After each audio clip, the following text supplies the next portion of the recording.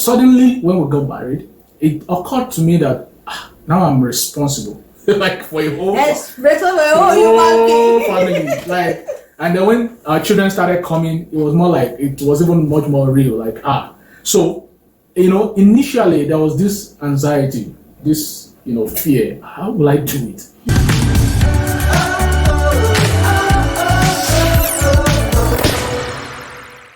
Hello guys, welcome back to Abel Dynasty.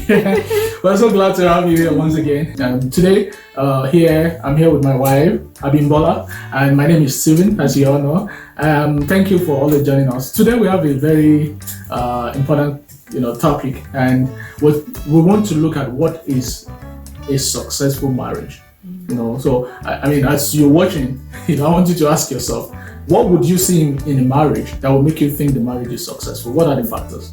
What is the society definition of a successful marriage? And what is our own definition of successful marriage? So we just want to, dialogue, we want to talk, we want to discuss about what we think, a successful marriage looks like, and what, factors will contribute to success in marriage. I know people, some people think money is success in marriage. Mm-hmm. So even if there's a lot of domestic violence in the marriage and a lot of abuse, they don't see that as a thing that should be seen as failure in marriage. But we all know that abuse, domestic violence is a terrible thing in marriage. So money in marriage is not equal to success in marriage. So that's one factor. Yes. Another factor. Okay, another point is having children in marriage. When couples start having children in marriage, people start seeing it as success in marriage. Especially so now there are two ways to this one. When they start having children, or when they start having, even some society they consider having male children success the in gender marriage. Of the child. So the gender is even important in some society. Yeah. So, and we all know that having children in marriage is not equal to success in marriage. Yeah. So, and also, success in marriage is not absence of abuse. It's not. So the presence of abuse is not a successful marriage, but the absence of the abuse does not also equate success. So there are other things that should, build up. So what do we see as success in marriage? So one of the things we see as success in marriage is if love continues to exist in that marriage. Yes. Yeah. So when love continues in marriage, when husband and wife keep loving each other. Yeah. So and when it comes to love, it's not one-sided. Yeah. Both each party is bringing in love, and the synergy of the love they both have for each other makes the marriage boom. We can equate that to success in marriage. Yeah. And then also one factor I think we didn't mention is some people think longevity in marriage is success. Oh, they've been married for 70 years. Oh my goodness. It's a good thing. It's really a good thing. But some people have been living in oppression in their marriage for as long as their marriage, has existed. So the number of years in the marriage is not success in marriage. Yes. I believe you agree with me that how long you've been in marriage, is not a show of success in your marriage. It does not equate success in the marriage. So I hear that a lot. You hear people telling you, oh, this person has been married for 40 years, you better listen to him or her. You better listen to the advice they'll be giving. Yes, it's good they've been married for 40 years, but some have been married that long, but they've not been enjoying their marriage. Sometimes they don't even have any counsel to give you. Yes. Yeah, that's the truth. Yes. So some people might be married for many years, but they are not even mature in their marriage. As some that have been married only for a few years. Yeah. So maturity in marriage is a factor. So like she said, success in marriage is when the husband and the wife continue to work in love towards one another continuously. So it is not enough to work in love a few years in your marriage, excuse me, and then stop working in love. And this doesn't just come by accident. You have to really trust God to help you to be successful in marriage, because it's not by might, it's not by power, but it requires the help of God, and also deliberate decision to love. Yes. Because you will step on each other's toes. Marriage is beautiful. We can say that by the grace of God. We've been married for over 7 years. And by the grace of God, it's been great for us. It's been really beautiful. I mean, if we say otherwise, I think we'll be ungrateful. We will really be ungrateful. So a lot of things have worked the way we planned it, the way we envisioned it, and it might not be the same story for many people, but I'm sure where you are today, you can still make things work by the help of God. You can still turn things around. So it requires deliberate, commitment to the marriage itself. What brought you together in the first place was love. Even if you say, okay, God led you to marry someone, I believe you love the person, by the time you're getting into the marriage. So when this love disappears, it's hell in a marriage. So God establishes the institution of marriage, to exemplify His love towards humanity. So it's the marriage between a man and a woman is an example of the love of God towards us. So success in marriage is when love continues. So the existence of love and the continuity of love. So, and how do we ensure that this happens? What are the things that can really help to help in So I'll still stay on the first point you mentioned. You said it's a deliberate effort. So when both parties deliberately will work towards it, that is very, very important. So you have to consciously, do your own part, and it's bringing love to that relationship. Then another point is welcoming God into your home, okay? Because God is love. God is love. You cannot love by your own power and by your own strength, because if in fact at times the spirit is willing but the flesh is weak. But with the help of God, you're able to love your partner beyond your human capability, because at times there's a level to which your flesh or your human ability can push you, especially the ability to forgive, to overlook errors. To overlook errors, very, very important. There are so many things you would do that might offend the other person. There are so many things that will happen in your marriage that your wife or your husband might take to the extreme. The ability to overlook. You might be offended. You're human, right? And you, at that point when you're offended, don't take it too far. Have a place in your heart to prepare to forgive, even before your spouse offends you. Be prepared to forgive. That preparedness helps you to overlook errors. It's not a theory. It's not something that. It's not a formula. It's not something that somebody will say, just do it. It requires, like we said, it requires the help of God.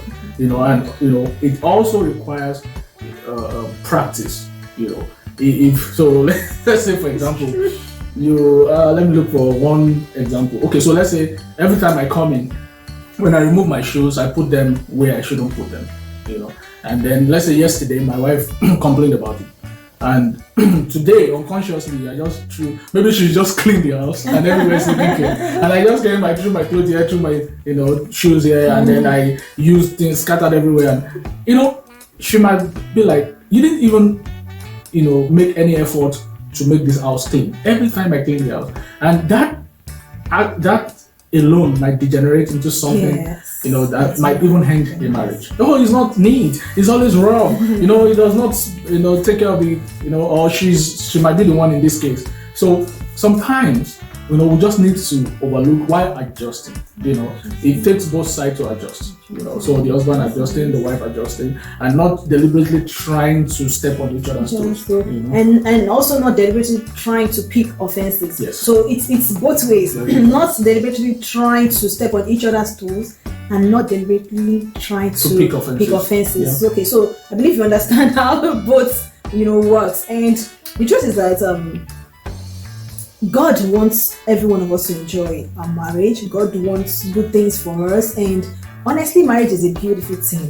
Okay, it's a beautiful thing if you put in the work and you just partner with God to help you through. Okay, you can enjoy your marriage. It can be fun. It can be heaven on earth. Okay, because we are enjoying heaven on earth, and we can boldly tell you that what we are enjoying is amazing, and that is why we are excited to share with you what we are enjoying, and we want you also to enjoying the same. Marriage is beautiful, it's a good thing. So another thing I consider as success in marriage is when you sharpen each other, you make each other better, a better version of, or make the other party a better version of himself or herself. Yes, that's a success in marriage. When you are not the same person that entered that marriage, you're not the same person in a positive way, in a positive way. Because an example is maybe when you were coming to the marriage, you were not maybe doing well in your career, or maybe you were still, let's say, first degree older. After some years in the marriage, you should, if it is your ambition to continue your studies, you should be able to continue, because you hear of some marriages where once the both party gets married, the other partner is trying to bring the other person down. So that's everything is covered in love, sincerely. So if you love, it will not be difficult to forgive. If you love, you will support. If you love, you will not pick offenses. If you love, you will show the affection to the other person. So challenges will come. There might be difficult times. We'll face a lot of difficult times, and with the help of God and not giving up on each other, we're able to scale through.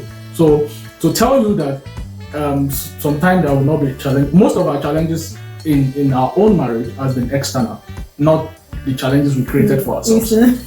So challenges with jobs, with this, with that, moving around. We want to do this. We're trusting God for some money and all of that.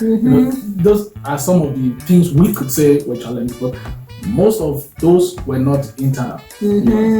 So, but because we had a very strong bond, that bond is very strong.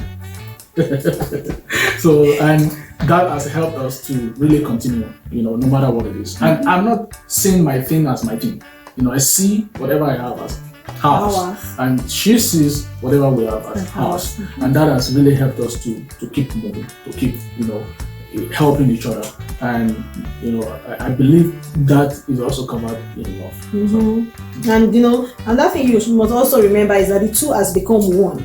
Okay, so when you are coming into marriage, when you have come into marriage, you are one. Just see your spouse as one with you. I don't know how to explain this thing, but when you see your partner as one with you, it's easy for the two of you to work towards the same goal, work together, and let your bond be strong. You got married. Another thing I think of is that when you were getting married, when you were planning to get married, what was in your mind? What were you thinking of when you wanted to go to the altar? When you were saying, okay, this person will be my husband, this person will be my wife. You had good thoughts. So I believe people had good thoughts. So you were maybe imagining, a peaceful home, bed of roses, heaven on earth. Why is it that when some people get married, those dreams, the dream of heaven on earth disappears? It's a contribution from both directions. Because you might be dreaming heaven on earth, and the other person is picking your mistakes. It's true. So you're still sleeping by 7 a.m., by 8 a.m. You should be out. You should be this. So those early days in marriage, you might have some frictions, but I think nothing should be taken to the extreme. Because you should always create a room. Give the benefit of the doubt. If she's doing this, probably she has a reason. If he is doing this, there might be a reason. Look, we're not ruling out the fact that some people have personal challenges which they really need to work on. Some people are personally aggressive. They are aggressive, and it's something they should work on. Some know that they are extremely lazy and they need to adjust. So no matter how the other person is trying to adjust, the adjustment is really, really on the person that is really affected. So if there are some, like for me, for example, I like to give a personal example. When I got married, because myself and my wife were already friends, very good friends, for some years before we got married. So somehow we were not new to each other, that much. I knew a lot of things about her, but suddenly when we got married, it occurred to me that now I'm responsible. For a whole family. And then when our children started coming, it was more like, it was even much more real. So, initially there was this anxiety, this, fear. How will I do it? And somehow, sometimes this fear, got to me, and sometimes I might be a little bit worried, and the worry is showing all over my face, and I'm like, and my wife is asking me, are you okay? What is wrong? And you might just see me keep quiet, a number of times. Until I started sharing with her, like, look, I don't know how to do this, I don't know. When I was keeping it to myself, she didn't know how, she didn't know whether she has done something wrong and I'm offended, or maybe something is not just working as we expected it. She couldn't really measure and for some men it might be the other way around. Some people just become aggressive. They just like, oh, so why would you say that? It's because sometimes internally they are just scared. They are afraid. They don't know what to do. They don't know where to go. This brings us to the point of communication. Proper communication. Very important. So rather than taking it out on the other person, share it. And that is the beautiful part of it. Yeah, so communication is very important. The other person cannot automatically read your mind. Yeah. You can only assume or try to imagine for the other person, except if God reveals it to you. You don't know what is going on in the other person's mind. Yeah. So that is why it is important for you to communicate with your partner. And this communication, it has to start from when maybe you were courting or when you were dating. It is important to communicate. It cannot be overemphasized. Okay, you have to always speak out. Tell your partner what you are feeling, what you are going through, and that is also why it is important to also build that bond of friendship with your partner, because you should also feel safe. Because I've heard some people why some don't communicate with their partner is that they don't feel safe. They don't know what the reaction will be. You see how it is a teamwork. It's really a teamwork. So the other party, a party is communicating. The other party too must, be alert and be ready to listen. So you have to work together to make the marriage work. Yeah, as long as you are looking forward to a successful marriage, please give it all it takes. And then keep contributing your own part and trust God for your partner to do the same. Because you can only work on yourself and encourage the other person. It's a joint work. Both of you will have to do it together. So a successful marriage, it's a marriage in which love exists and continues. Between the couples. So it's not the money you have, it's not the material things you have, it's not the influence you have. It's not the position you have in the society. Your husband is this, your wife is this. It's not even the number of children you have. It's not how long you've been in marriage. Please feel free to share your own, your own definition of successful marriage. In the comment below. Feel free to let us know and let other people learn from you. Yeah. Many people like to go to the comments and they read what other people are saying, and let's just know what you feel is success in marriage. So for us, it was not money. It has not been money, and it won't be money. Yes. And for us, it's not children, and it won't be children that will make a successful marriage for us. We believe that the love that God has established in our heart, will continue to bond us together. Yes. Because the moment that love is broken, then every other thing cannot work. It will be like a burden, being in that marriage. But once love, is the center of that marriage, and God is holding both of you together, then you continue to, love each other and have a successful marriage. I hope you've enjoyed your Yes, I hope you really enjoyed our conversation, and I believe you learned something. So God bless your home, God keep your home, and your love will continue to abound more and more. Okay? We love Thank you guys for joining us today. We love you. Bye. Remember to like the video and then to subscribe. Thank you. Bye.